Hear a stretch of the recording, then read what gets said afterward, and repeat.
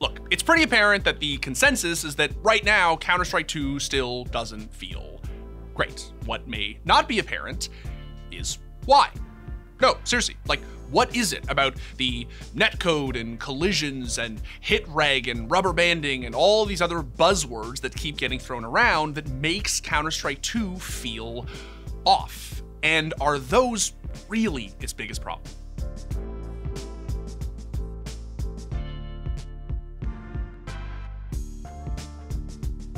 Before we get started with this episode of Don't At Me, I wanted to hop in to thank our friends at iBuyPower, the official PC of VCT Americas, for sponsoring this video. Earlier this year, iBuyPower sent us to LA to experience all of the excitement of NA Valorant in person. The pros love their iBuyPower PCs, and if you want to work and play like a pro, check out iBuyPower's high-quality pre-built PCs and use our code for some sweet discounts at ibp.gg/theScore. You can get 5% off customs over $999 and $50 off of RDYs over $999. Now, let's get back into today's story. All right, so first things first, if you are actually inclined to play CS2, check out our Face It clan. It's free to join, has a real anti-cheat, and by pugging with me, your friends, and our community, you collect points and can redeem them in the shop for things like skins. Check out the link in the description. All right, so I think it's fair to say that pretty much since the day we all got our hands on CS2,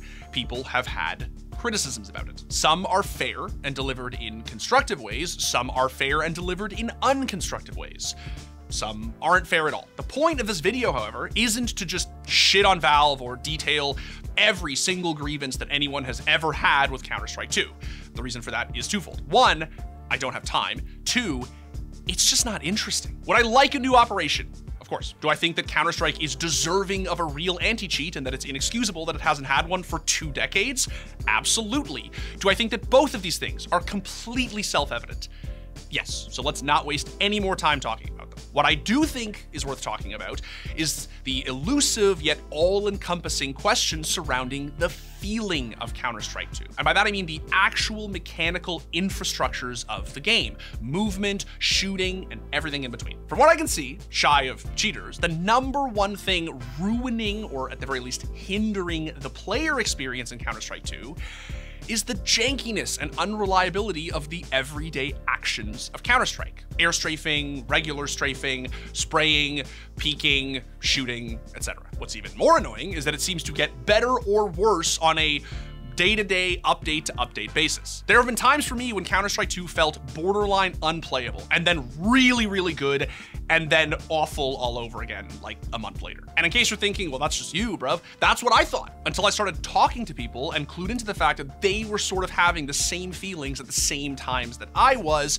and meaning that this probably wasn't copium or mass hysteria and actually just the game itself. Now, I should clarify that everything I'm talking about is strictly from an online perspective, both because it's the only experience that I've had with CS2 so far, but also because it's where like 99% of us play, right? Like if a game doesn't feel serviceably good online, it really doesn't matter very much if it feels better on LAN. I should also clarify that a lot of this might be, to some degree, subjective. If CS2 doesn't feel bad for you, go off, King. We love that for you, but you would definitely be in the minority. Now, I speak partially from personal experience. I still think CS2 feels extremely rough, and the litany of posts I'm seeing across a variety of platforms. So let's get into it. Concretely, why is it that people think CS2 feels off? For starters, movement. Aside from the odd collision issue, the biggest thing plaguing CS2's movement is the gut-wrenching nerf to bunny hopping. Bunny hopping being removed from the game, I think, is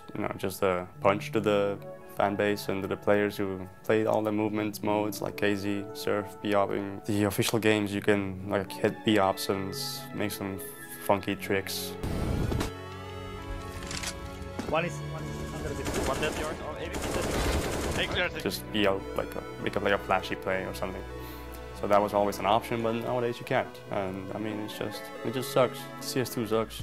And while I do obviously think that Robs is memeing with the whole CS2 sucks thing, he isn't mincing words on the B-hopping front. The difference is noticeable. I am an eminently average KZer, and even I just hate how the hops feel. But to me, and many others, that's not the biggest issue. The biggest issue is the f***ing tag teleporting. You ever notice how when you're taking a gunfight in CS2 and you're either jiggle peeking or full out swinging and your opponent starts shooting first and a single one of their bullets hits you anywhere on the body, you just auto lose the duel? Turns out there's a reason for that. It's because whenever you get tagged, you're f***ing rubber banded back to where you were milliseconds earlier. I myself have shadow played this countless times, but I wanted to make a point of instancing public posts, of which there are plenty, with videographic evidence showing just how awful it is. And while someone did actually run a test comparing it to CSGO, and you can see that Go did also apparently have a tag teleporting issue, it's not nearly as pronounced as in CS2. And once you combine this with CS2's already awful peekers advantage,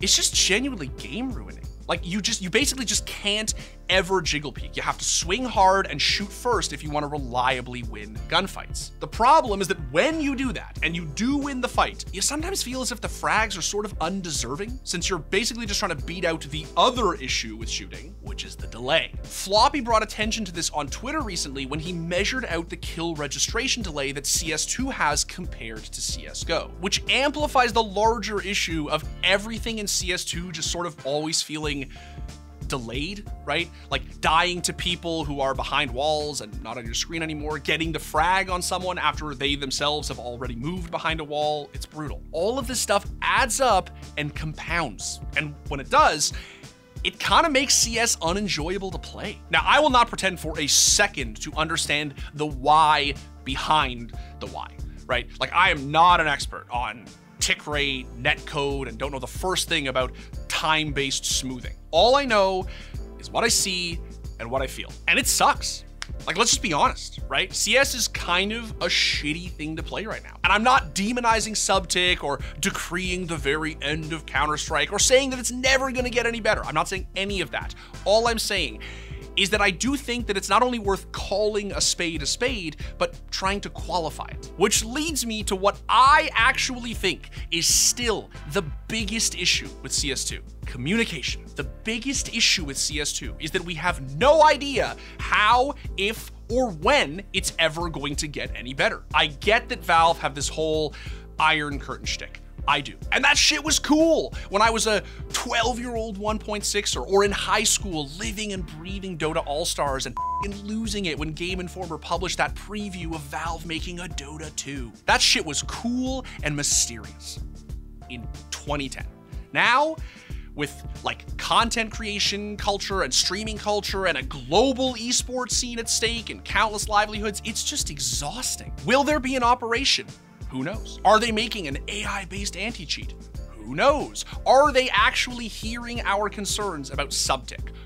Who knows? The biggest issue with CS2 isn't netcode. It's that it needs a f***ing community manager. Or, at the very least, just some form of liaison between the community and Valve that affords us some consistent degree of transparency. I'm not out to shit on the devs. I'm not. And I'm extremely cognizant that a lot of people are. I just want to know what's going on with the game I love. And hey man, I think the Office memes are funny. I do. But when things are this stagnant and rough for this long, it kind of gives the impression of just not giving a shit, which I refuse to believe is true. I like CS2 a lot, but I love Counter-Strike. You don't need to fix it overnight. I understand that's hard, but I'd be a lot more understanding if you just talked to us once in a while and helped manage expectations. I don't think it's a lot to ask for. Just do what Riot does. Like, just have press releases. Just have devs talk. Just release videos, YouTube videos, where they stand in the Riot studio and they just talk. I don't know, maybe we need a Riot August working at Valve. We're constantly living in this state of just f***ing mystery. We just have no idea.